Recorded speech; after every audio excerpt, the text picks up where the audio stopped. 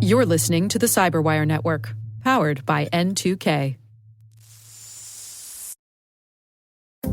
It's really about understanding, okay, well, this is a potential vector for somebody trying to get at me, and I should be wary of that every single time I get a link.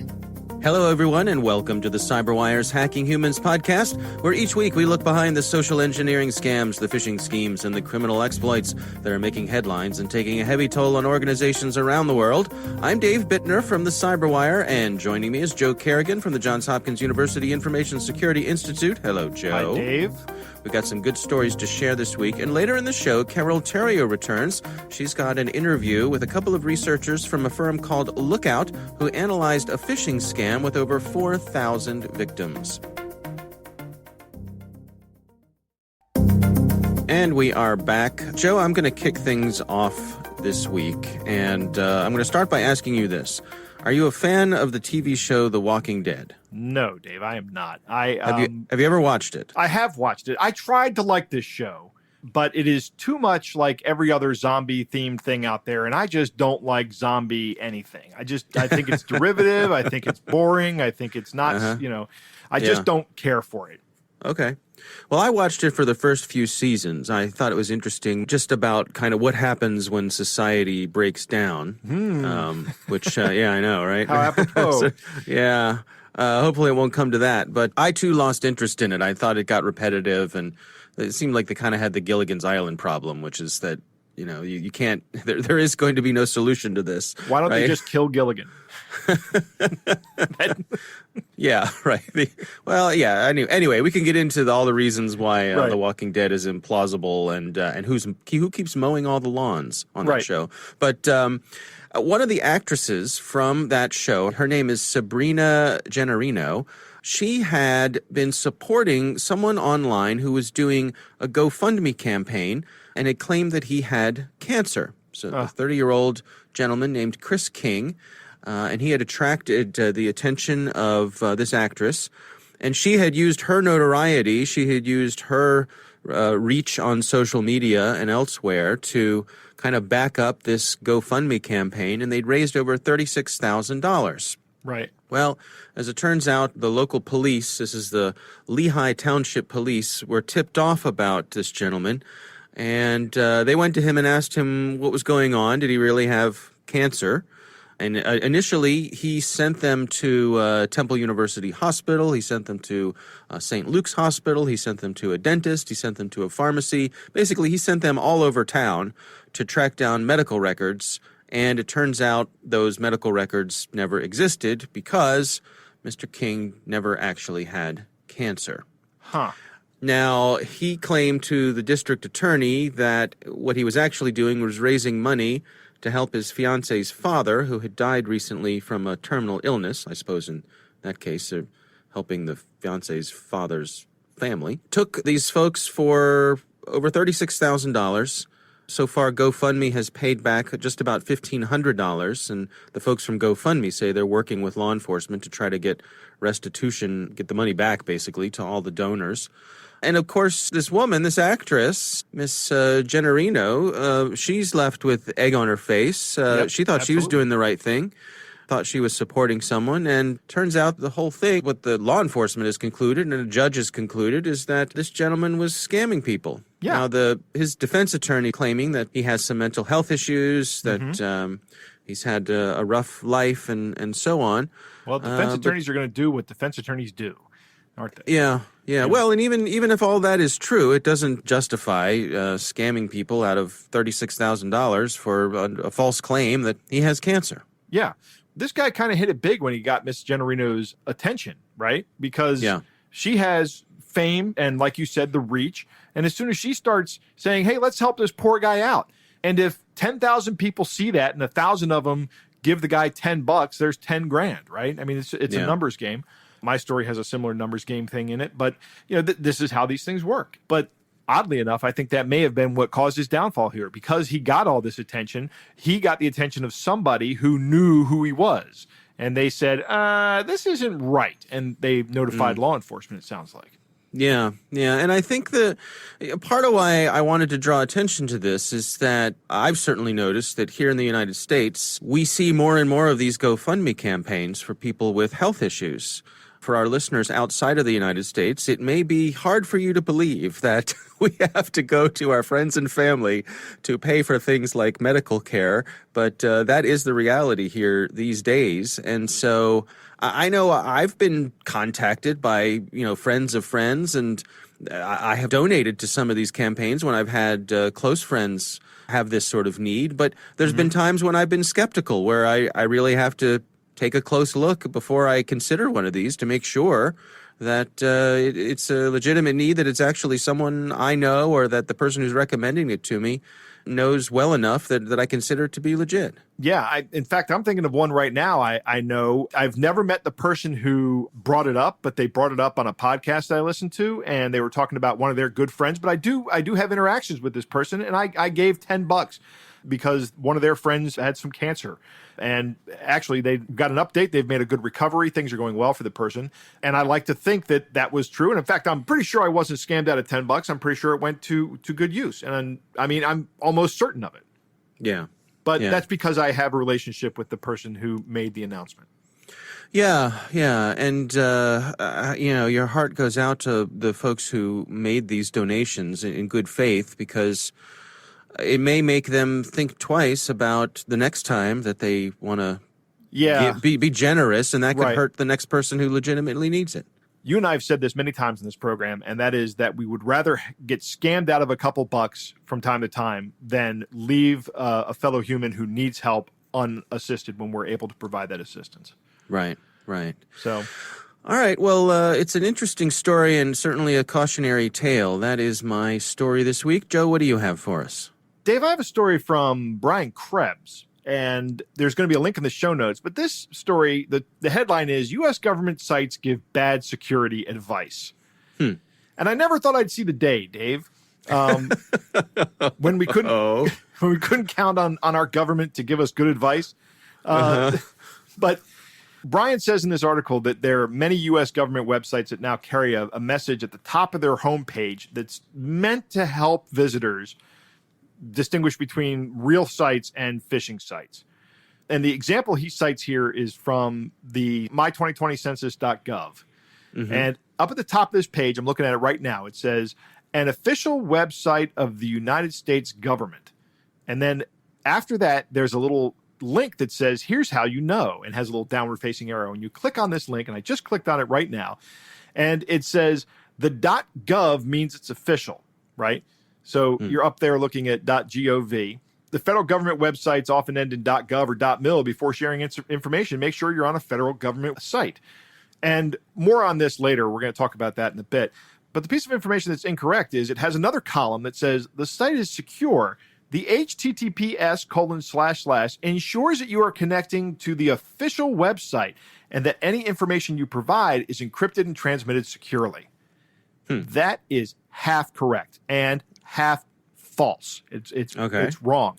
HTTPS does not ensure in any way, shape, or form that you are connecting to an official website, but it does ensure that your message is encrypted and transmitted securely. There are certificates called extended validation certificates, which require a significant amount of vetting by the provider, but you have to really trust the certificate provider for that, and you may not know who's the provider of that certificate.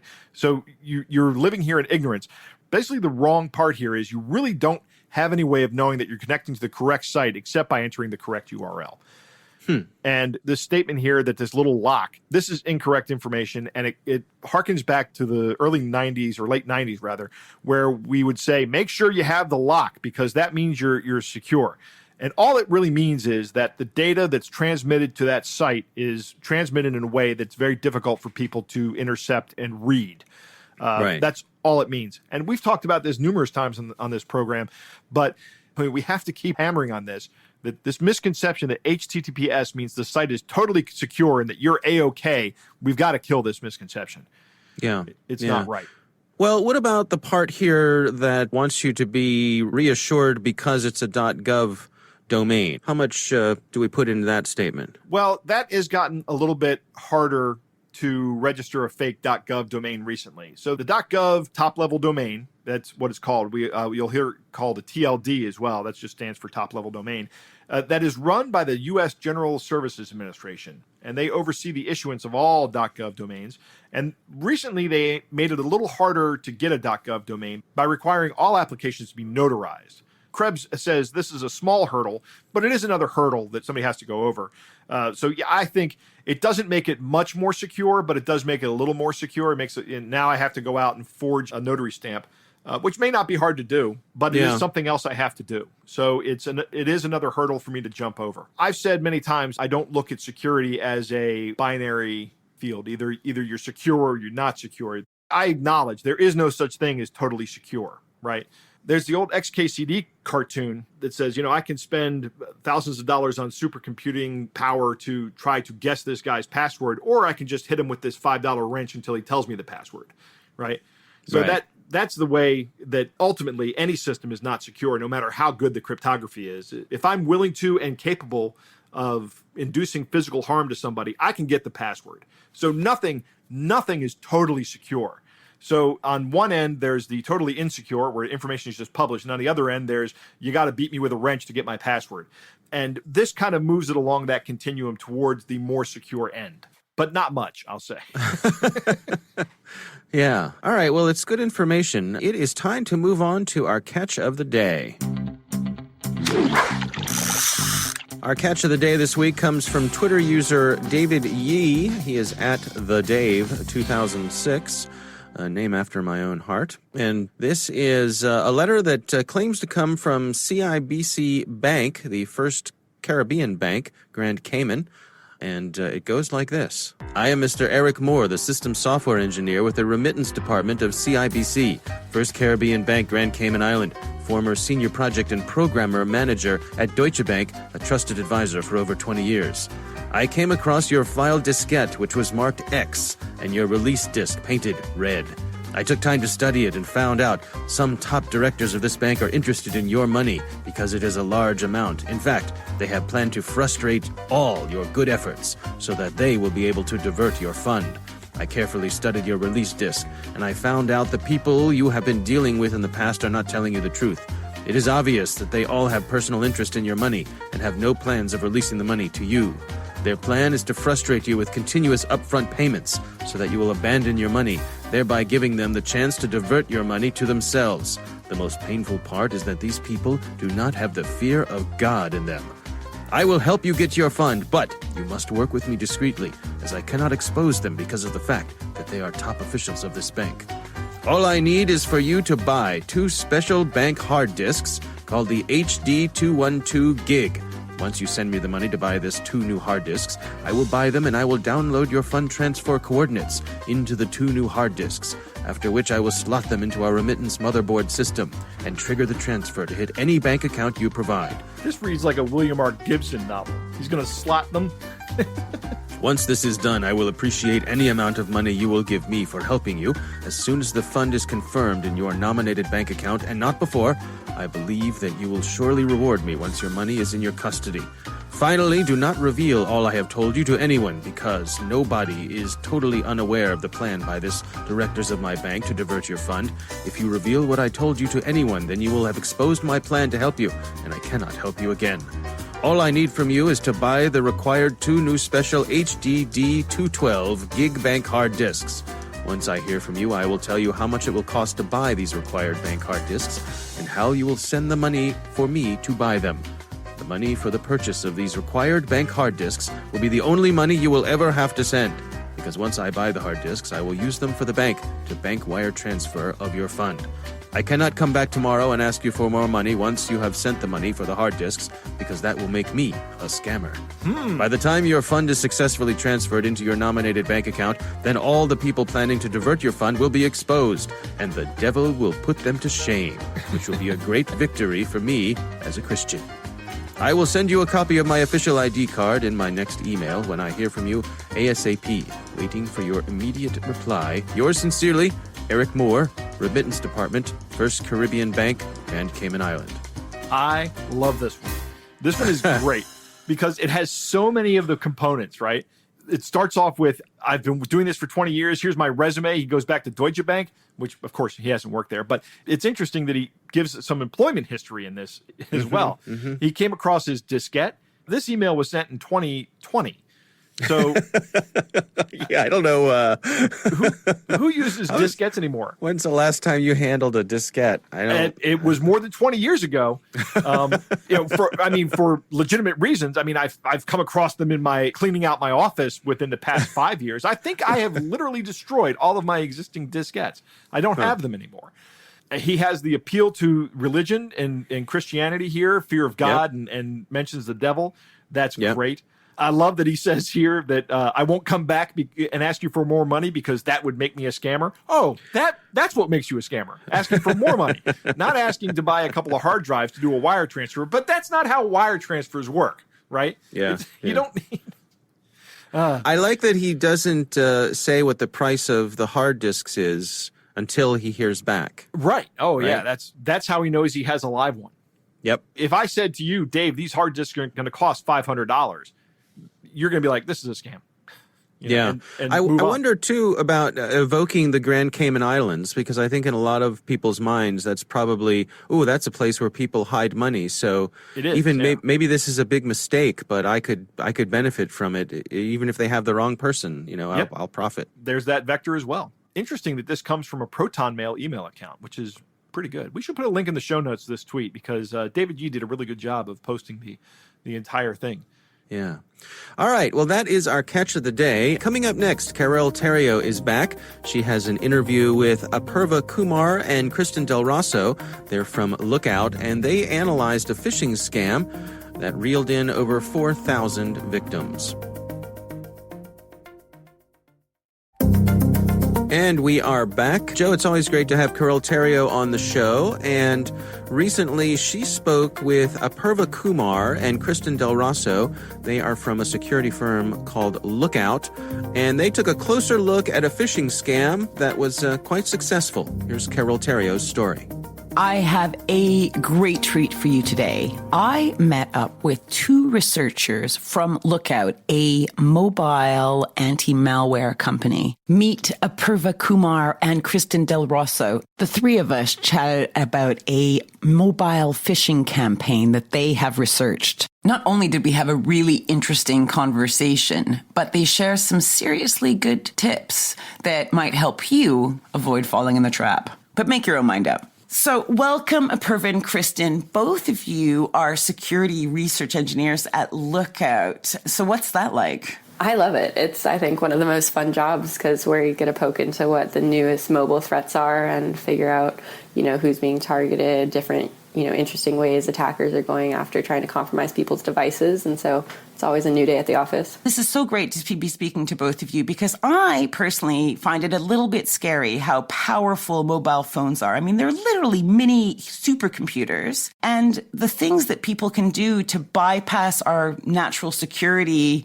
thoughts like, I have a password, so everything's fine. I mean, it just feels much easier to get duped these days. People are also naturally much more trusting because you have this device in your hand, in your pocket at all times, and you have personal connections through that device to your Instagram or your contacts or pictures. And so you might be wary of odd emails or about malware for computers, but people tend to forget that your phones aren't always this safe little place that you can just look at and enjoy some pictures. Well, the topic we're talking about today is going to help people understand or think about it differently. So you both have done some research on a recent phishing campaign. And what made this one unusual or less usual is that it targets mobile or cell phone users. This is a banking phishing attack. So this is trying to dupe people like me, and they're trying to use my mobile phone to get to me rather than using email. So what do they do? How does that work? This particular attack is actually very typical of what we see on a regular basis, like maybe 2 or 3 times a week. It's very easy to use and deploy by the attacker. That's what we really wanted to highlight in this story. If I was the attacker, I would buy this phishing kit, this set of HTML files online for $10 or $15 and put them up on a website, send out links to your victim, so en masse to everybody who you can find, or bulk sets of phone numbers that you can find online.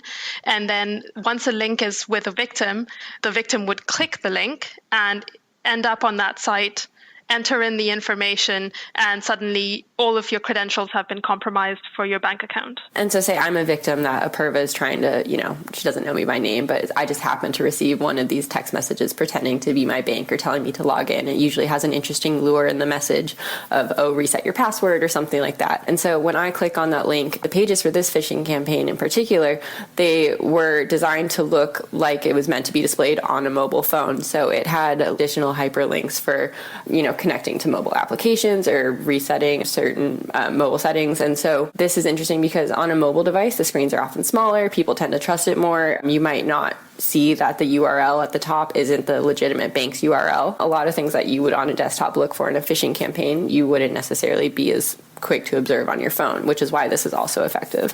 That's where I think I have trouble with this, is that most people, maybe it's only in the UK or Europe, I don't know, but we use banking apps to get access to everything. So how does it bypass that? Oh, absolutely. So that's exactly what it's banking on. It's hoping that you don't realize that the interface is not your banking app. So if you actually, this is what kind of tips us off that it is a mobile focused attack, because when we research it and open it up in our laptops, we actually see that it doesn't look right. It doesn't fit right. But if you open the same link on a phone, it looks very, very similar to what you would see the login page for your banking app. So if you weren't paying attention, which is normally what happens when you look at stuff on your mobile device, you would access the link or click on the link, and then suddenly it looks exactly like your banking app. So you think nothing's gone wrong, enter in your credentials, and away they go.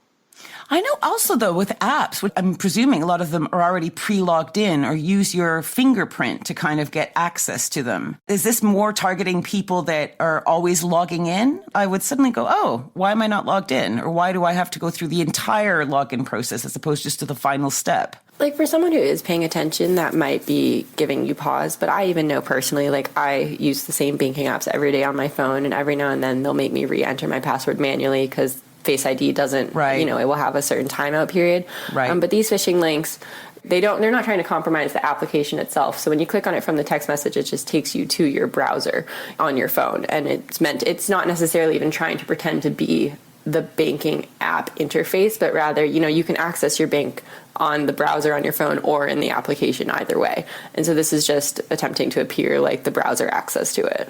Now, how many banks were affected by this? They're sending this out, this mass SMS spam to all these people. They're just hoping they get the right bank with the right number? Absolutely, yeah. So we found that this particular attack was actually a North American focused. All of the banks targeted were really TD and Scotiabank and a couple of others in Canada, as well as one or two in the US. The other thing to mention here too, not like the actor in particular has maybe an agenda against one of these banks. They're just picking the most popular banks in that region. And it's kind of a spray campaign, Yeah. So that means basically that we have to keep our wits about us as, users of these apps and, of online banking, because it's obviously super convenient, right? The education is absolutely paramount, especially in terms of the mobile field. You have to understand how your mobile works and how you react to it to be able to see what I don't even know how my car works. Yeah, and that's what makes these attacks so effective, is really just user education. It's more than just that boring course that you have to do at work for safety protection or like security protection.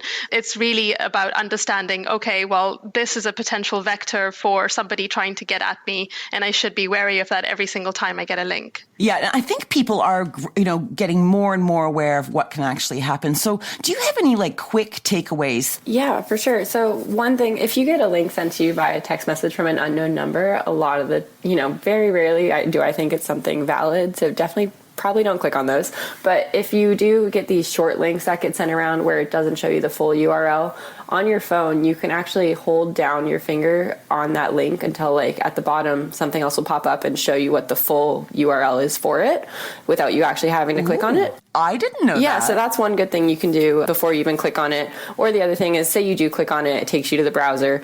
just go into the URL bar so you can read through what it is, because they might try and make it say thebanksname.com, but then they don't have that domain, obviously, because it's owned by the bank. So there will be some changes there. So you can make sure if it looks suspicious or not. Yeah, totally. Never click on that link directly, either through email, SMS, text, IM, or however you get it. If your bank is trying to contact you, go to one of your bookmarks on your phone or your banking app and log in through there. Just never ever try to think that the link will guide you to the right place, because that's just the best way to stay almost completely safe. Okay, I have a question for you. So let's say someone is in the situation where they just get that kind of creepy feeling that they think they might have maybe given their credentials to something that may not have been their bank. Would you recommend they change their password immediately and alert the bank, or is there any other steps they should take? I would rechange my password. 3 years ago, I felt, before I was even in the mobile security world, I got one of these messages about changing my iTunes password, and I clicked and rechanged it, and then I didn't see anything happening. I was like, oh, that's odd. And so I went back to the text message, clicked the link again, and then changed it again, and it didn't work. And then 5 minutes later, walking down the street, I was like, that definitely wasn't Apple. And so I logged in from my computer and changed it to like a whole new password, and since then haven't had any compromises or anything. But definitely, if you think you might have given it away, I would say change your password. Yeah, because you have to pay attention to that little icky feeling that sometimes you get when you do something a little bit, they're like, hey. The icky feeling is good as long as it alerts you. Yeah. And then this also brings in the other point of just use a password manager, because it'll save your life. Because if you do have to change your password or a different password for each site, password managers are great. You know what? You guys have convinced me. I'm buying a Faraday cage for my phone. Apurva and Kristen, thank you so much for making time to talk to us about this today. And folks out there, pay attention to the text message you get and don't enter information willy-nilly. This was Carol Theriault for Hacking Humans. All right, interesting stuff, huh, Joe?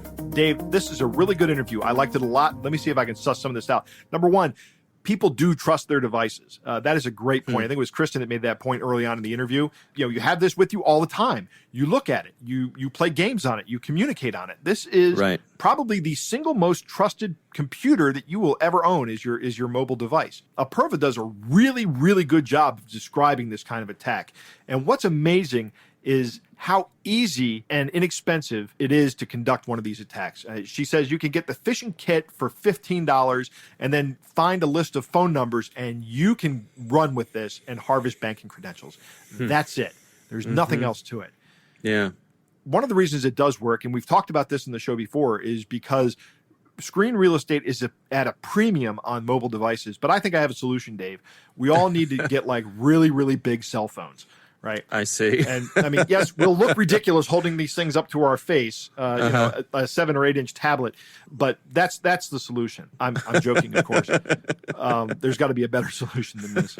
Well, but it is interesting that these scammers are willing to focus on mobile devices and disregard desktop machines. Right. The value proposition is such that they know where they're going to be most effective. Yeah, a lot of people use mobile devices as their sole computing device. My wife, for example, spends exponentially more time on her mobile device than she does on her laptop. And in fact, to the point where I just started keeping her laptop in my office so it could run updates, right, on a regular basis, because that's how infrequently she used it.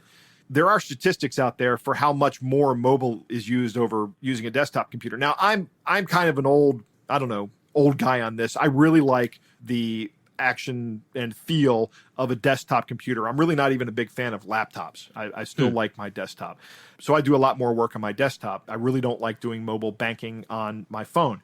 But with this coronavirus thing going on, I'm going to have to do some mobile banking. It's just going to have to be something I do. I don't like it, but I'm going to have to do it. This campaign is a very spray and pray campaign, or maybe a better way to say it is spray and pray with an E, right? Pray.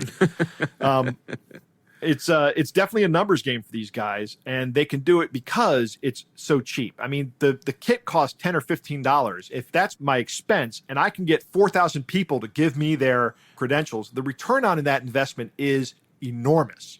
Yeah. Right? I can sell those credentials because chances are the people running this phishing campaign aren't the people that are going to steal your money out of your bank account. They're probably not equipped to do that. They probably have a buyer that they're going to sell that information to, and those people are going to go in and try to steal money out of your bank. Yeah. Interesting, too, that, again, with this numbers game, the odds are, I suppose, that I'm going to send you the wrong bank. I'm going to send you the login page for the bank you don't use. Right. But enough people are going to get the bank that they do use that it still pays off. That's correct. That's absolutely correct. When it comes to protecting yourself against these kind of scams, the biggest and best advice that they both give is don't click the link. We say that endlessly. I know that some people say that's not good advice. Sometimes you have to click the link. I say you don't click the link, and if you get a message like this, you go to either the app or the web page and log in manually. Well, and don't most banks these days, certainly if you're doing business with one of the big banks, they're going to have an app, right? Chances are you won't have to interface with them through the web on your mobile device. Right. That's correct. So use the app. Yeah. Open the app on your phone. Don't click the link, because I know a lot of these links will actually try to open up the app on your phone. Like if you click on a Reddit link, the first thing it asks you is, do you want to open the Reddit app? And I'm like, no, I don't want to open the Reddit app. I don't have the Reddit app. I want to use the web, like the web, please. I don't need an app for every web page I visit. That's not the intent of the web. But now I'm sounding like angry old man who's yelling in the microphone. Kristen did say to look at the browser bar. But if you don't know that you're looking at a web page and you think you're looking at an app, if this web page is designed to look just like your banking app, you may not even know that you're on a web page, and the thought to check the address bar may never occur to you. Yeah, if you know you're on a web page, check the address, but that may never be something that you even think about. Right, and it goes back to what you were saying about that real estate being a premium. Problem. Yeah, right. Yeah. I really like Kristen's story about her iTunes experience where somebody scammed her out of her iTunes password, and she quickly changed the password. How it dawned on her as she's walking down the street, and she goes, that probably wasn't Apple. And I think that happens a lot, right? That you do something and then you kind of think about it, or passively, or you're not really thinking about it, but subconsciously you're processing it. And then all of a sudden the light goes off and ding, oh, I just gave away my password. So she very quickly changed her password and didn't have a problem with it. That's excellent. If you do get scammed by one of these things, immediately change your password and call your bank and let them know what happened, that you had this happen. Any suspicious activity, they want to keep an extra eye on your account if they can. Well, and it also makes me wonder that if anybody who had multi-factor authentication enabled with their bank, this scam wouldn't have been effective on them, right? No, it would not have been effective. But multi-factor authentication is, particularly hardware multi-factor authentication, is a little more difficult to do on a mobile device. I mean, actually, it's getting easier. The YubiKeys that I have now have a little near-field communication chip in them that will conduct themselves just as if it's plugged into the phone. But my old device doesn't have that. My old YubiKey doesn't have that. It has the same level of security, but just not the near field communication. So I have to plug it into my phone. And since my phone only has a USB-C input and output, I now have to plug an adapter into my phone and then plug the thing into the adapter. So there's a little bit of a hurdle for me there. But my second YubiKey does have the near field communication part. So yeah. But I think also we're seeing more and more apps being enabled to use things like the phone itself as the second factor. So, using, if you have an iOS device, using Face ID or, Google Authenticator, even just sort of clicking through, the phone lights up and says, hey, we got the security alert. Was this you? And the fact that you have the phone in your possession is the second factor. So it seems like they're being successful at streamlining this over time, and that's a good thing. But I guess the bottom line here, the reminder is certainly for your banking, if you don't have some sort of multi-factor authentication, please go do that right now. Yes, absolutely. That is the single best thing you can do to protect yourself, even against people who have stolen your login credentials. If you have multi-factor authentication and someone steals your username and your password to your bank account, they are still not getting in. It's really going to protect you. Well, our thanks to Carol Theriault for bringing us another great interview, and thanks to Apurva Kumar and Kristen Del Rosso from Lookout for joining us. Thanks to the Johns Hopkins University Information Security Institute for their participation. You can learn more at isi.jhu.edu. The Hacking Humans podcast is proudly produced in Maryland at the startup studios of Data Tribe, where they're co-building the next generation of cybersecurity teams and technologies. Our coordinating producer is Jennifer Iben. Our executive editor is Peter Kilpe. I'm Dave Bittner. I'm Joe Kerrigan. Thanks for listening.